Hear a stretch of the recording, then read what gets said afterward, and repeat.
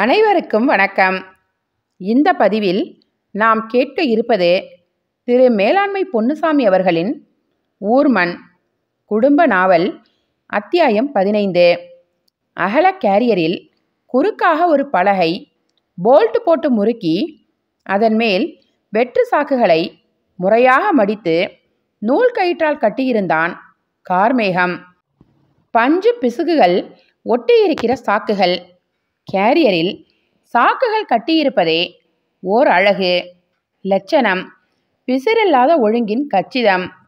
சைக்கிளின் முக்கோணத்திற்குள் அதன் வடிவத்திலேயே தைக்கப்பட்டிருக்கிற சாக்கு பை, அதற்குள் கைத்தராசு, ஹேண்டில் பாரில் சுழற்றி போட்டிருக்கிற பையில் படிக்கற்கள். கார்மேகம் கைலி பனியனுக்கு மேல் சட்டையை எடுத்து மாட்டிக்கொண்டான். எல்லாவற்றிலும் ஒரு துப்புரவு, சுத்தம். கண்ணாடியை பார்த்து தலை சீவிக்கொண்டான். எண்ணெய் வழிந்த முகத்தை துண்டால் அழுந்த துடைத்து கொண்டான். முகப்பவுடரில் தொட்டு நெற்றியில் திருநீராக அணிந்தான். எல்லாம் ரைட் என்கிற திருப்தி உணர்வு. அடேய், நான் வேலைக்கு போகணும்பா. அம்மா தயாராக இருந்தாள். நீ போம்மா. நீ எப்போ வியாபாரத்துக்கு போற? இந்தா கிளம்பிட்டேம்மா. நீ போ. நான் வீட்டு சாவியை கூரை வல்லடையில் வச்சிருந்தேன். சரிப்பா, போயிட்டு பத்திரமா வா. அம்மா போய்விட்டாள். ஒரு முழ டர்க்கி துண்டு எடுத்து சட்டை காலருக்குள் திணித்து கொண்டான். உள் வீட்டுக்குள் ட்ரங்க் பெட்டியை திறந்து ரூபாயை எடுத்தான். வீட்டை பூட்டினான். முற்றத்தில் சைக்கிள் இருந்தது. காலை வெயிலில் சைக்கிளின் பச்சை சீட் பளிரிட்டது. சைக்கிளை எடுக்கும் முன்பு சகனம் பார்க்கிற எண்ணத்தில் நிமிர்ந்தான்.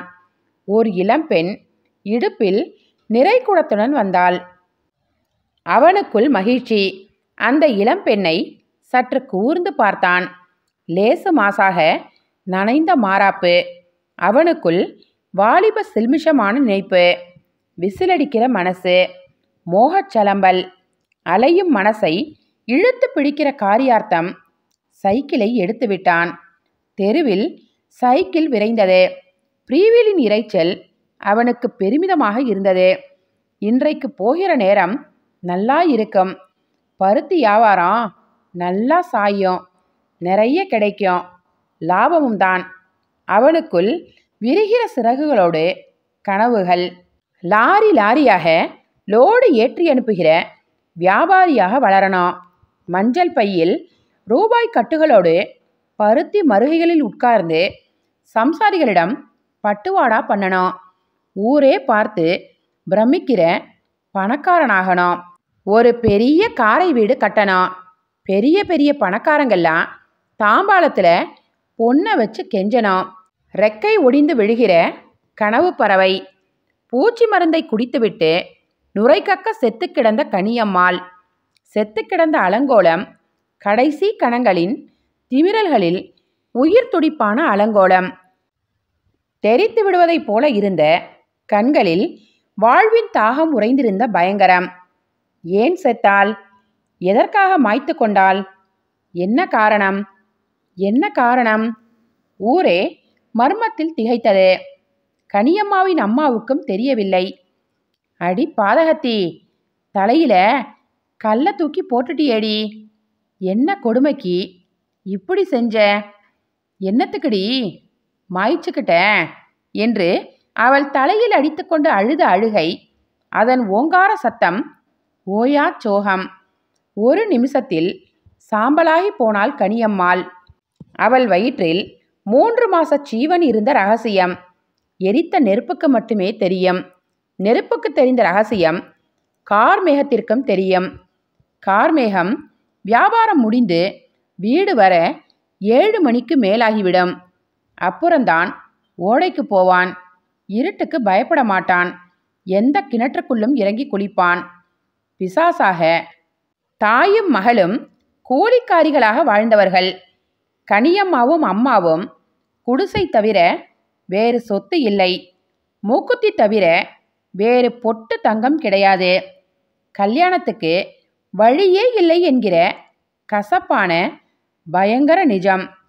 ஆகாய அந்தரத்தில் அற்றலைகிற கொடி துளிராக கனியம்மா. பற்றி படர ஒரு பற்றுக்கோடு கிட்டாதா என்று ஏங்கி தவித்து காற்றில் அரைகிற கொடி.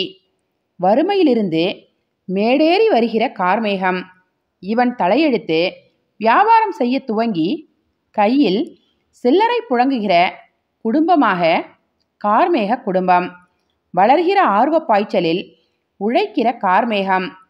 நம்பிக்கையுடன் தொடர்ந்த சந்திப்புகள், ஊரின் விளிம்பு புஞ்சைகளுக்குள் நடந்த குசுகுசு பேச்சுக்கள், கிளுகிளுப்பான உரசல்கள், இளமையின் ஆர்ப்பரிப்பு, தேக தாகம், கணக்குகளை மறந்த களியாட்டம். தவறிப்போன மாதவிளக்கை உணரவே இவளுக்கு 2 மாசமாயிற்று. என்ன செய்ய என்று கண் கலங்கினாள். நான் என்ன செய்ய முடியும் என்று கை விரித்து விட்ட கார்மேகம். அவள் 2-3 நாளாக மருகி மருகி கெஞ்சினாள். இவன் ஒரே அடியாக அடித்து சொல்லிவிட்டான். கல்யாணத்தை பற்றி இப்போ நினைக்கவே முடியாது. பெரிய வியாபாரியா ஆன பிறகுதான் அதை நான் நினைக்க முடியும். அப்போ ஏன் கதி? அதுக்கு நான் என்ன செய்ய முடியும்? கெஞ்சலில் பலனில்லை. கண்ணீருக்கு கரைகிறவனில்லை கார்மேகம். வெளியே தெரிந்தால் கேவலம் இவளுக்கு தான். அவன் கேவலத்துக்கு அஞ்சுகிறவனல்ல, லாபத்தில் மட்டுமே குறியாக இருக்கிற காரியக்காரன்.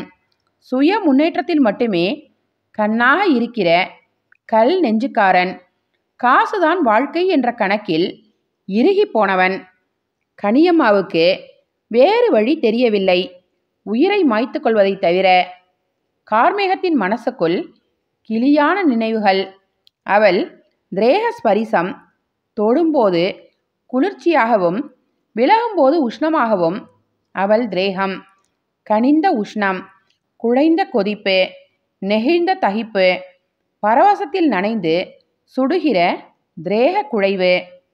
அவள் செத்து கிடந்த பயங்கரம், அவனுள் மின்னலாய் பாய்கிற பய குளிர்ச்சி. சைக்கிள் கனமாகி போன உணர்வு. கேரியரில் கனியம்மா உட்கார்ந்திருப்பது போன்ற பிரமை. அவளது கிசுகிசுப்பான சிரிப்பு சத்தம். காதோரத்தில் உரசுகிற அசூர திகில். திக்கென்ற பயம். திரும்பி பார்த்தான்.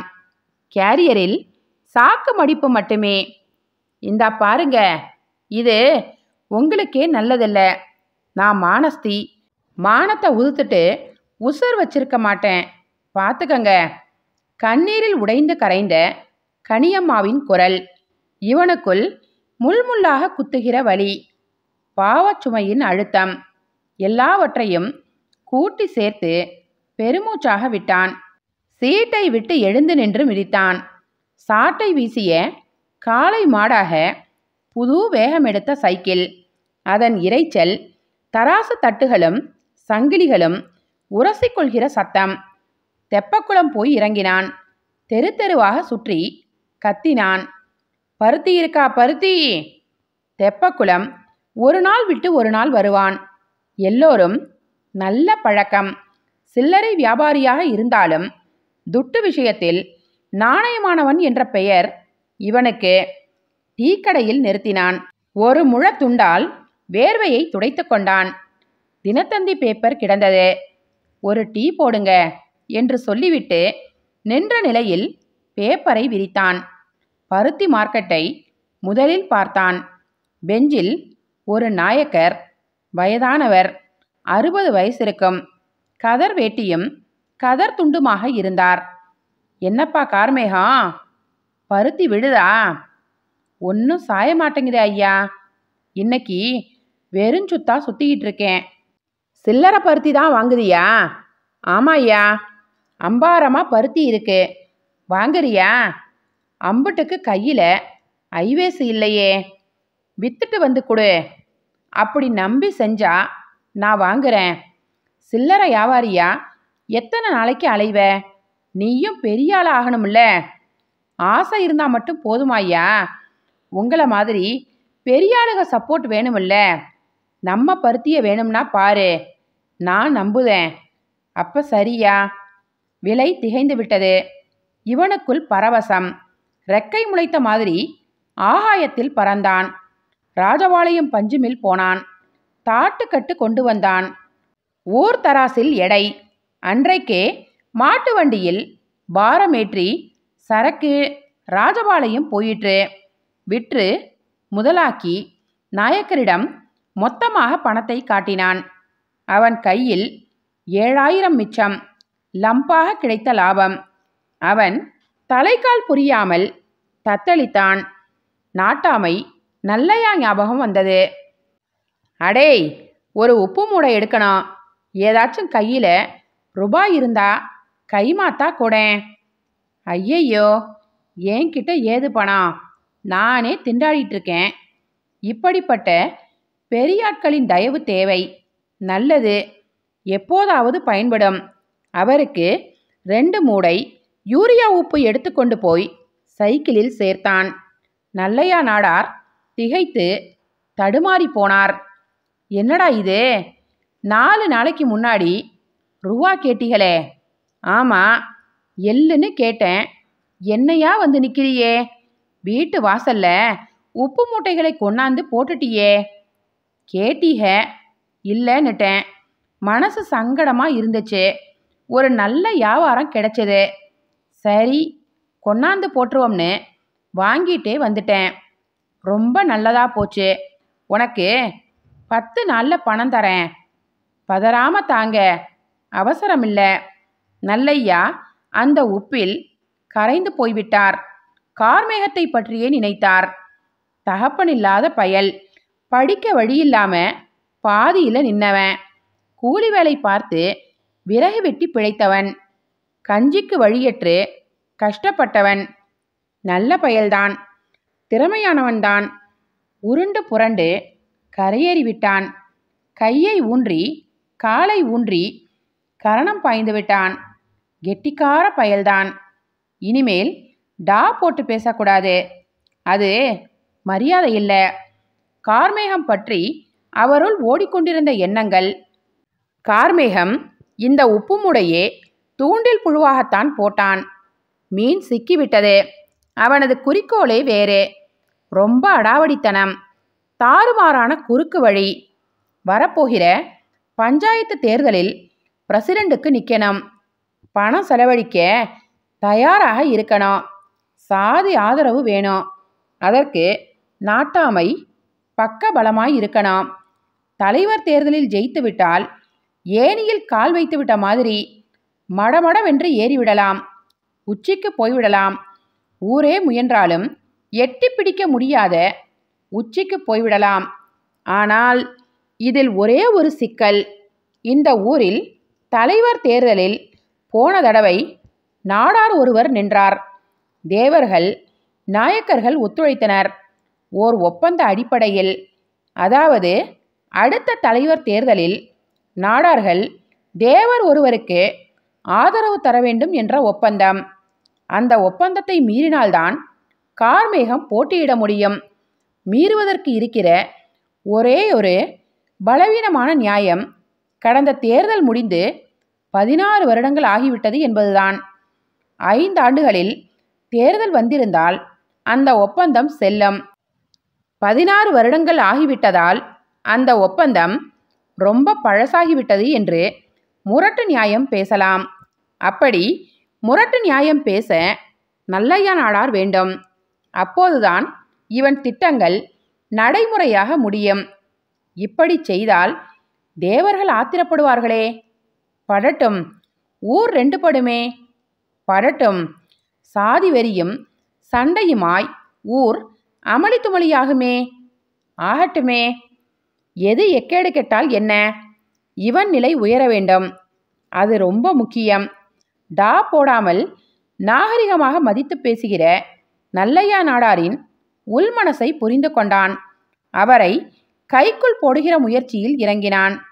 அவருடன் ரொம்ப ஒழுக்கமாக, பவ்யமாக, பணத்தாராளமாக நடந்து கொண்டான். அத்தியாயம் 16. கல்யாணம் ஒன்றுக்கு போக வேண்டும். தாழையா ரொம்ப பரபரத்தார். காலையில் 6:40க்கு பஸ். ஆற்றுப்பாலத்தில் போய் ஏற வேண்டும்.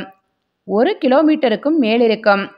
6:15க்காவது வீட்டிலிருந்து புறப்பட்டாக வேண்டும். இவருக்கு இது பெரிய இச்சிலாத்தி.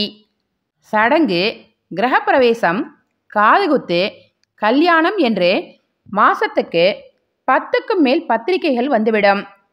கட்டாயம் வந்துடணும். முத நாளே உங்க முகத்தை பார்க்கணும்.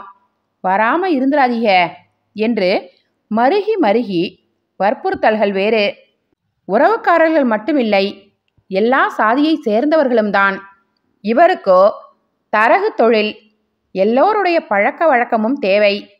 தொழில் அபிவிருத்திக்கே இந்த உறவுகள் ரொம்ப அவசியம். ஆக எதையும் தள்ள முடியாது, போகாமல் இருக்க முடியாது. எல்லா நல்லதுகளுக்கும் போவது என்றால் முதுமை ஒத்துழைக்க மறுக்கிறது. பெரும் தொல்லைகளாக, வேண்டா சுமைகளாக மனசுக்கு தோன்றுகிறது. சி தூவென்று சல்லைப்படுகிறது. அதிலும் பஞ்சாயத்துக்கள், ஊர் வழக்குகள் இவற்றில் தலையிட்டு வாயாடி பலத்தில் வெற்றி கொடி நாட்டிய புகழ் வேறு இவரை பெரிய பிரமுகர்கள் வரிசையில் சேர்த்து விடுகிறது. உங்களை மாதிரிப்பட்ட பெரிய மனுஷர்கள் வந்து கால் வச்சா எங்கள் வீட்டு விசேஷத்துக்கு தனி மரியாதை என்கிற மாதிரியான குளிர்ச்சியான நச்சரிப்புகள். மறுத்து பேச வழி இல்லை. ச்சே, மற்றவங்க நல்லது பொல்லதுக்கு போகிறதுலையே பாதி ஆயுசு போயிரும் போல இருக்கே என்று உள்ளுக்குள் குமைகிற எரிச்சல். ஆனால் இந்த கல்யாணத்திற்கு கட்டாயம் போய் தீர வேண்டும். மூத்த மகனுக்கு பெண் எடுத்த வழியில் சொந்தக்காரர்கள் வீட்டு கல்யாணம். யாரை பகைத்தாலும் சம்பந்தக்காரர்களை பகைக்க முடியாது. அதிலும் முதல் சம்பந்தக்காரர். பால் சொசைட்டிக்கு பால் பீச்சு ஊற்றப்போகிற எருமை மாடுகளின் சத்தத்திலேயே முழிப்பு தட்டிவிட்டது அவருக்கு. மணி 4:30 இருக்கும். அப்புறம் உறக்கம் கண்ணில் ஒட்டவில்லை. நாலாவிதமான திசைகளில் நினைவுகளும் நேரமும் நழுவிக்கொண்டிருந்தது. கண்ணை மூடிக்கொண்டே சும்மாவே படுத்து கொண்டிருந்தார். சத்த வடிவில் செவிகளுக்குள் பதிவாகிற வெளி உலகம். முற்றம் தெளிக்கிற சத்தம், மாடுகளை தண்ணீர் குடிக்க விடுகிற சத்தம், தீப்பெட்டி ஆபீஸ் வேன்களின் பேயிரைச்சல், அடங்கிய பேச்சும் அமுங்கிய சிரிப்புகளுமாக நடந்து செல்கிற சிறுமிகளின் சத்தம். 5 மணிக்கு மேல் பொற்கொடியை உசுப்பிவிட்டார். வெண்ணி போட்டு வைமா என்று சொல்லிவிட்டு டீக்கடை பக்கம் போனார். வேலை ஜோலி இல்லாத காலம். சம்சாரிகள், கூலி ஜனங்கள் எல்லாரும் டீக்கடையே தஞ்சம் என்று அடைந்து கிடந்தனர். அடைக்கோழி மாதிரி பலதுகளையும் மொணமொணத்து கொண்டு சோம்பி போய் சுவரில் சாய்ந்து கிடந்தனர். டீக்கடை இப்போதெல்லாம் ஊர்க்காரர்களுக்கு கல்லுக்கடை மாதிரியாகிவிட்டது. கிடையாக கிடந்து மாறி மாறி டீ குடித்தனர். டீ இல்லாமல் இருக்க முடியவில்லை. கிறுக்கு பிடித்த மாதிரி ஆகிவிடுகிறது டீ இல்லாவிட்டால். வீட்டில் வெல்லம் தேயிலை போட்டு கொதிக்க வைத்து பாலூற்றி குடித்தாலும் குடித்த மாதிரியே தோன்றாது.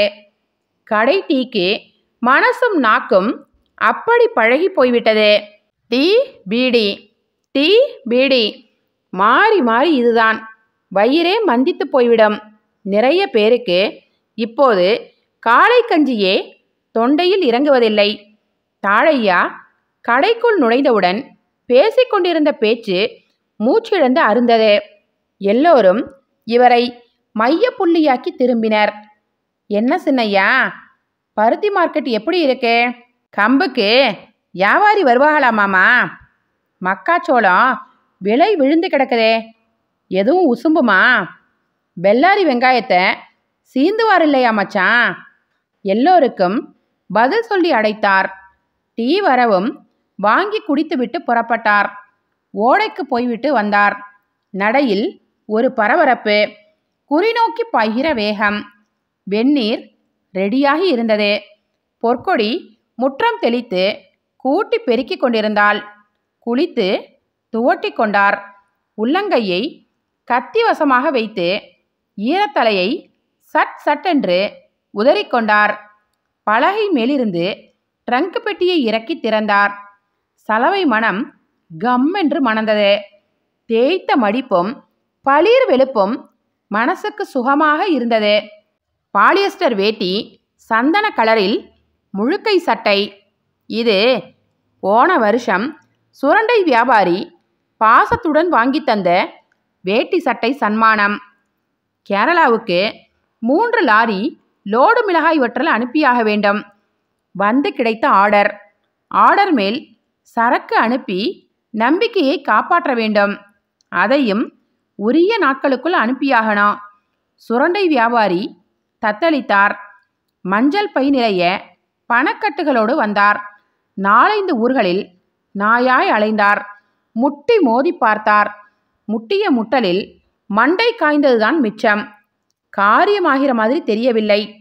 நம்பிக்கைகள் சரிந்து ஆயாசப்பட்டு வேறு வழியில்லாமல் வந்து சேர்ந்தார் வாயாடியிடம். நெருக்கடி நிலவரத்தை சொல்லி புலம்பினார். நீரு தான் தஞ்சம்னு வந்துட்டேன். உம்மால தான் முடியும்னு நம்பிக்கையோடு வந்திருக்கேன். வந்துட்டீர்ல, வத்தல் லோடு பண்ணிட்டு போகிறோம். அதுக்கு தான் வாயாடி வேணுங்கிறது. சொன்ன மாதிரியே செய்து காட்டினார். 3 ஊர்களில் 4-5 அம்பாரங்களை குறிவைத்தார். வேறு சில சில்லறை ஐட்டங்கள். நடப்பு விலையை விட 50-100 விலையை உயர்த்தி வைத்தார். சரக்கு மளமளவென்று விழுந்தது. லாரிகளில் தாட்டுக்கட்டு வந்தது. ஒரே நாளில் எடை. பணப்பட்டுவாடா. சடசடவென்று ரெக்கை கட்டி பறந்தது காரியம். 3வது நாள் மிளகாய் வற்றல் பாரத்தோடு லாரிகள் செங்கோட்டையை தாண்டின. சுரண்டை வியாபாரிக்கு சொல்லி மாளாத சந்தோஷம். வழக்கமான தரகு தொகையோடு சேர்த்து 200 மேற்கொண்டு போட்டு தந்தார். விற்று முதல் சிட்டையுடன் திரும்பி வந்தார். மனிதர் தத்தளிப்போடு வந்தார். யோகம் அடித்த மாதிரி நல்ல லாபம். ஒரே கொந்தளிப்பு. வாயாடி கையை பிடித்து மருகினார். நல்ல பாலியஸ்டர் வேட்டியும் இந்த சந்தனக்கலர் சட்டையும் எடுத்து தந்தார். இவர் வேண்டாம் வேண்டாம் என்று சும்மாவாச்சும் பிகு பண்ணினார். அவர் விடவே இல்லை. வாங்கி திணித்துவிட்டு போய்விட்டார். பாசத்திணிப்பு. சட்டை மடிப்புகளை விரிக்கிற போது மனசுக்குள் விரிகிற சுரண்டை வியாபாரியின் முகம். சிட்டையை காட்டி அவர் பட்ட சந்தோஷம், சொன்ன பாராட்டு வார்த்தைகள், நெகிழ்ந்த மனசின் குழைந்த வார்த்தைகள். தாழையா முகத்தில் ஒரு மென்முறுவலின் ஒளி. மீசை சற்று நிமிர்ந்து அந்த இளஞ்சிரிப்பில் அந்த சின்ன முகமே விரிந்து அழகு பெற்றது. ராசாவையே கூர்ந்து பார்த்து கொண்டிருந்த செம்பகம், என்ன சிரிப்பு என்று மென்குரலில் விசாரித்தாள். அவர் மகிழ்ச்சியில் பங்கெடுத்து கொள்கிற ஆர்வம் அவளுக்கு. ஒன்றுமில்ல. அட சொல்லுங்களேன். சும்மாதான். கிறுக்கா? என்ன? கிறுக்கு பிடிச்ச ஆளுகதான். ஒத்தையில் சிரிப்பாக. நிமிர்ந்து அவளை பார்த்தார். கட்டிலில் சற்றே சாய்ந்த நிலையில் தலையை தூக்கி சுவரில் சரிந்து உட்கார்ந்திருந்த அவள் முகத்தில் ஒரு மலர்ந்த பூவின் குளிர்ந்த வெளிச்சம். அவர் மனசுக்குள் குறும்பு செய்ய ஆசைப்படுகிற குறுகுறுப்பு. பழச நினச்சிக்கிட்டேன். பழசுன்னா? சந்தன கலர் சட்டையை பார்த்த உடனே நம்ம கல்யாணம் யாவத்துக்கு வந்துச்சு. அதான் சிரிச்சேன். பொய். என்ன பொய்? அதை நினச்சி நான் தான் சிரிக்கணும். நீங்கள் சிரிக்க முடியாது. வெக்கப்பட தான் முடியும். என்னை பார்த்து பயந்து போய் கல்யாணமே வேண்டாம்னு ஓட்டம் பிடிச்ச ஆளாச்சே நீங்கள். ஊரில் உள்ள ஆளுக தேடி கண்டுபிடிச்சி கோழி குஞ்சு அமுக்கிற மாதிரி அமுக்கி கொண்டாந்து மணவரையில் உட்கார வச்சாக. கல்யாணத்தப்ப நீங்கள் பண்ணின கூத்து கொஞ்சமா? ஒரு சின்ன பிள்ளை மாதிரியான கூதுகலத்தோடும் பெரிய மனுஷிக்குரிய அங்கலாய்ப்போடும் சொல்லி அவள் சிரிக்க, அவருக்குள் நிஜமாகவே பூத்த வெட்க உணர்ச்சி, கூச்ச உணர்வு, வாலிபகால அறியாமையை எண்ணி தர்ம சங்கடமாய் எழுகிற சுய பரிகாச உணர்ச்சி. கூச்ச சிரிப்போடு முகத்தை திருப்பிக் கொள்கிற அவரை பார்த்து பெரும் சிரிப்பாக சிரிக்க முயன்று இருமலில் வந்து மாட்டிக்கொண்டாள். பொழுது பளபளவென்று விடிந்துவிட்டது. வைகரை மேக நிழலாக ஒரு வெளிச்சம். வெயிலுக்கு முந்தைய சாம்பல் நிற வெளிச்சம். அந்நேரம் வாசலில் மனித அரவம். சட்டை கையை மடித்துவிட்டு கொண்டே திரும்பி பார்த்தார். வாசல் கொள்ளாமல் நெடித்துயர்ந்த தோற்றத்தில் சிந்தாமணி. வாப்பா, வா, உக்காரு. ஆட்டு மாமா, அத்தை உடம்பு எப்படி இருக்கு? சீராக இருக்கா? ஏதோ இருக்கு தம்பி. துரத்தலும் மருந்தும் தொயந்து வந்துக்கிட்டே இருக்கு. என்ன சிந்தாமணி, பட்டாளத்திலிருந்து ஏதோ லம்பா பணம் வருதுன்னியே, வந்துருச்சா? வந்துருச்சு மாமா, பேங்க்ல போட்டிருக்கேன். வீடு கீடு கட்டுறதா உத்தேசம் இருக்கா? கட்டணும் மாமா, கொஞ்சம் பொறுத்து செய்யணும். இடது கை சட்டையை மடித்து கொண்டே சிந்தாமணியை பார்த்தார். ஓங்கு தாங்கான உடம்பு, அளவெடுத்து செய்த சிற்பம் போல கச்சிதமான திரேக அமைப்பு, கருத்து விரிந்த முகத்தில் ஒரு பாலிஷ், கீற்று போல மீசை. பார்க்க ஆள் ரொம்ப லட்சணம், கம்பீரம். பட்டாளத்து ரொட்டியிலேயும் கரியிலேயும் பயல் நல்லா கொழுத்திருக்கான் என்று மனசுக்குள் ஒரு லயிப்போடு ஓடுகிற நினைவு. மாமா, எங்கேயோ புறப்படுறது மாதிரி தோணுதே. ஆமாம், ஒரு கல்யாணத்துக்கு போகணும். ஆத்துப்பாலத்து வண்டிக்கா? ஆமாம், நான் வேணும்னா சைக்கிளில் கொண்டாந்து விடட்டுமா மாமா? என்னத்துக்குப்பா, உனக்கு வீண் சிரமம். இதில் என்ன சிரமம் மாமா? சும்மா தானே இருக்கேன். அப்போ சரி, அதுவும் நல்லது தான். பொடி நடையாக போனாலும் அரை மணி நேரமாகும். சைக்கிள்னா சல்லுன்னு போயிடலாம். நிக்கோடின் கருமை படிந்த சிந்தாமணியின் உதட்டு விளிம்புகளில் சிறு மின்னலாய் ஒரு புன்னகை. ஏன்பா, இனிமேலாச்சும் ஒரு கல்யாண காட்சியை முடிக்கிற வழியை பாரு. உங்கள் அம்மாவும் ஒத்தையில் கிடந்து ரொம்ப சீரழிஞ்சிட்டா. ஆட்டு மாமா, எங்கள் அக்காவை நினச்சா மனசுக்கு ரொம்ப வருத்தமாக இருக்கு. சின்ன வயசுலையே அமங்கலமாயிட்டா. உன்னை வளர்த்து எடுக்கிறதுக்காக அரும்பாடு பட்டா. வாய்க்கு ருசியா ஒரு நாள் கூட அனுபவிச்சிருக்க மாட்டா. அப்படி துன்பப்பட்டா.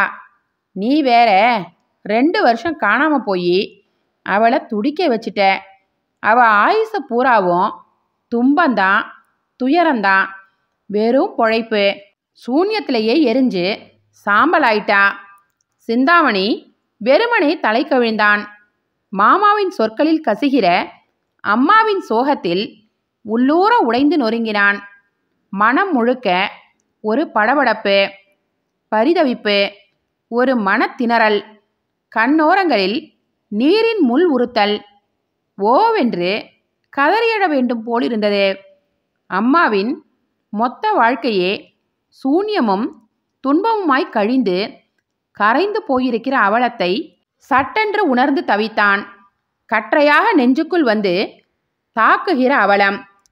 அம்மாவின் சோகம் அவனே அறிந்ததுதான்.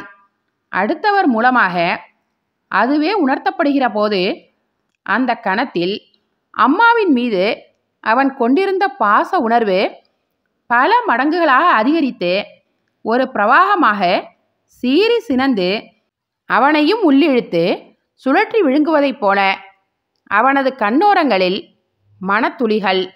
நீ வாழப்போகிற சந்தோஷமோ, நீ பெற்று கொடுக்க போகிற பேரம் பேத்தியும்தான் எங்கள் அக்கா காண போகிற வாழ்க்கை. மாமாவை நிமிர்ந்து பார்த்தான். அவனையே செதுக்கிய சிற்பியாக, தாய் குறித்த இவனின் கடமைகளை உணர்த்திய ஆசானாக. அந்த சின்ன உருவம் அவனுள் பிரம்மாண்டமாகிறது. அம்மா மீது அவர் வைத்திருக்கிற சகோதர வாஞ்சை அசலானது. ஈர மனசுக்குரிய குணம். அந்த வாஞ்சையின் அசல் தன்மைதான் அவரை அப்படி பிரம்மாண்டமாக்குகிறது. கனிந்த மனசின் உள் உலகத்தில் முழுகி கிடந்த தாழையா நிஜ உலகின் லௌகீக வாழ்வுக்கு கரையேறி வருகிற முயற்சியாக மெல்ல செருகிக் கொண்டார். தழைந்த குரலின் மிருதுத்தன்மையை, நெகிழ்வை கடந்து வர முயன்றார். சரியப்பா, எல்லாம் கிடக்கட்டும். அடுத்து என்ன செய்கிறதா உத்தேசம்? ஏதாச்சும் வேலை ஜோலிக்கு எழுதி போட்டிருக்கியா? அப்பவும் அவரது குரலில் நெகிழ்ந்த மனசின் குழைவு, ஒருவித உணர்ச்சி கரகரப்பு, கண்ணுக்கு புலப்படாத உணர்வு சலனங்களின் நுட்ப இயக்கம் முழுசையும் மனசால் உள்வாங்கிக் கொண்ட சிந்தாமணிக்குள் பெரும் பிரளயம், மனப்பிசைவு, அடிவயிற்றின் உட்பகுதியை யாரோ பற்றி அழுத்தி வதைப்பது போன்ற ஒரு வலி, மார்பு கூட்டுக்குள் வெற்றிடமாகி போன மாதிரியோர் வேதனை. பொங்கி பீறிட்டு வருகிற அழுகையை அடக்குவதற்கு ரொம்ப சிரமப்பட்டான். இவன் சின்ன வயசில் பார்த்த அம்மா தீபாவளி போன்ற பண்டிகை நாட்களில் மகனுக்காக பாடுபட்ட அம்மா, துணிமணி எடுக்க முடியாமல் தவித்து அழுத அம்மா, முகம் முழுவதையும் உள்ளங்கைகளால் அழுந்த துடைத்து எடுக்கிற சில கணங்களில் உணர்ச்சி கொந்தளிப்பை கட்டுப்படுத்தி கொண்டான். எத்தனை சிரமப்பட்டாலும் குரலின் தழுதழுப்பை மறைக்க முடியவில்லை. தொண்டைக்குள் பிசிறடிக்கிற சங்கடம். சிமெண்ட் ஃபேக்ட்ரியில் டிப்பர் டிரைவருக்கு அப்ளை பண்ணியிருக்கேன். பிஆர்சிலையும் எழுதி போட்டிருக்கேன். மிலிட்ரி கோட்டாவில் கிடைக்கலாம்னு ஒரு நம்பிக்கை. பார்க்கலாம் மாமா. அப்போ சரி, நேரமாகுது, பெறப்படுவோமா? சரி மாமா, சைக்கிள் எடுத்துகிட்டு வாரேன். புறப்பட்டான்.